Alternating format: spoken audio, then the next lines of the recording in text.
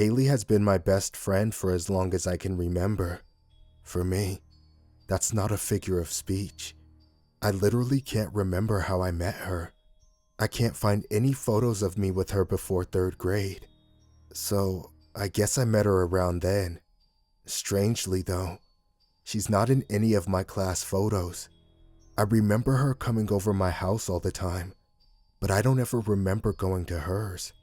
These things never struck me as weird until a few days ago, when I really sat down and thought about them. Some things in life, you just sort of accept as fact, right? They've gone on so long you don't remember how they started. Like how I always put eggs on the top shelf of the fridge, or how I always tuck my blanket under my feet before going to bed. I don't remember how it started. I've just always done it that way, as long as I can remember. So how did I meet her? I don't remember. They say if you lose your sight, you don't see pitch black or nothingness or a void. You just have the absence of sight. That's how it is for me with Kaylee. There's no remnant of a memory. Nothing on the tip of my tongue. It just isn't there. A few days ago, I asked her about it. Do you remember how we met? What do you mean? She asked, her smile faltering. Well, we met when I was around 8, right? But you went to a different school. So, how did we meet? It was at that summer camp, wasn't it? She asked. With the bottle rockets. I don't think so. I'd only gone one summer, and I was pretty sure that was the summer after 4th grade. Church then? Which church? Kaylee paused. The one off Main Street, with the steeple. Which one? I'm not sure. You know I'm not too religious, she said with a laugh. The one on the corner, or on Elm Street? She paused. Elm, I think. Well, my parents took me to St. Paul's on the corner, I said, so it couldn't have been church. Huh, she said, shrugging. Then, I don't know how we met. It was weird. She seemed confused, and yet, it almost felt like she was playing the role of a fortune teller, throwing out vague answers and hoping I'd jump in with more details. So you don't remember how we met? I said, with finality. I guess I don't. She shook her head, her bleach blonde hair shaking around her face. Isn't that silly? We've been best friends for 10 years, and we can't even remember how we met.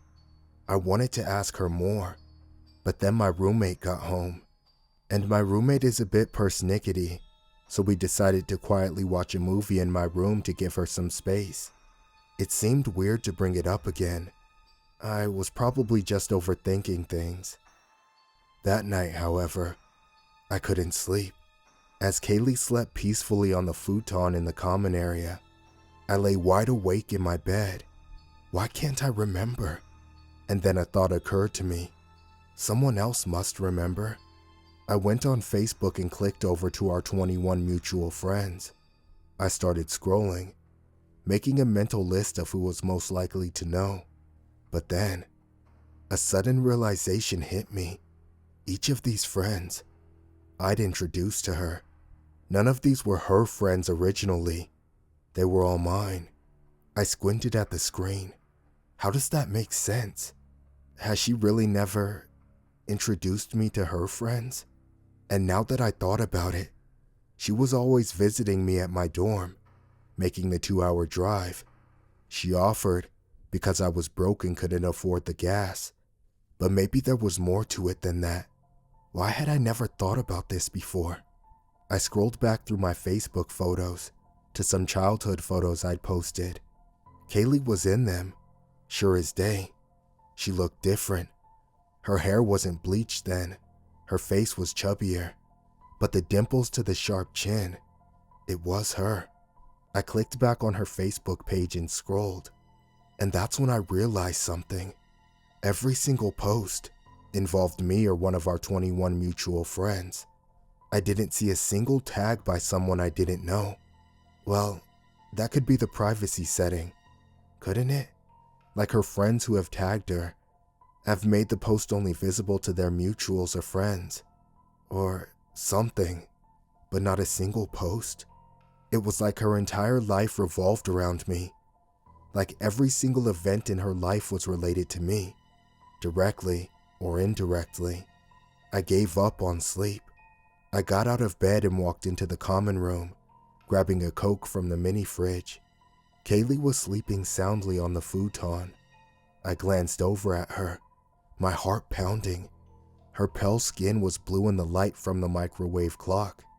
Muffled music came from my roommate's room. She was still up, with my mind racing and no one else to talk to. I went over. "Can I come in for a second?" I called quietly through the door. As soon as she opened it, I darted inside. "There's something weird about Kaylee," Isabel scoffed. Yeah. Duh. What? She's weird. Always has been. You're just noticing this now?" I frowned at her. "Okay, sorry. That came out really mean. But it's true. She's just weird. I wish she didn't come over every weekend. But since you're really good about Ben coming over, I never said anything." "She doesn't come over every weekend," I huffed. "It's been a lot. I mean, she was here homecoming weekend, then those 2 weekends in October, then Halloween." "She wasn't here on Halloween," I protested. "Oh, yes, she was," Isabel replied. "Me and Ben had to go over to his place because she was here with you." I shook my head.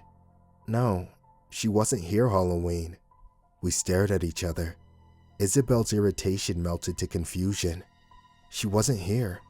I had COVID, remember? But I saw her. When we came back from the Beta Theta Pi party, she was here. We had to go to Ben's place." The room started to tilt around me. I remember being so sick that weekend, in and out of sleep half the day. But she was here, without me knowing?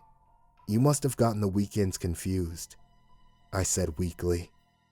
"No, I remember it clearly, because we were both in our costumes. Do you know how itchy that Harley Quinn wig is? Kaylee must have let herself in. But why?" Now that I thought about it, that weekend, there had been some weird stuff. I chalked it up to delirium at the time, but I remember not being able to find my phone. My milk was missing from the fridge. I thought it had been Isabel or Ben, but it had been Kaylee. She was here, watching me sleep. What the fuck? I was jolted out of my thoughts by a thump outside, coming from the common room. "Kaylee?" I whispered. The footsteps, slow and deliberate, started down the hall. My door creaked open. She was looking for me. I ran over to the door and locked it. I held a finger to my lips, standing absolutely still, so still I could hear the blood pulsing in my ears. The footsteps started to back up into the common room, and then towards the door, getting louder. Isabel glanced down, and her eyes went wide. "She's right there," Isabel mouthed to me. The footsteps stopped. The door handle made a ratcheting sound as Kaylee tried to turn it. Once, twice, 3 times. "Haley, are you in there?" I held my breath. "Isabel?" I closed my eyes. She'll just go away.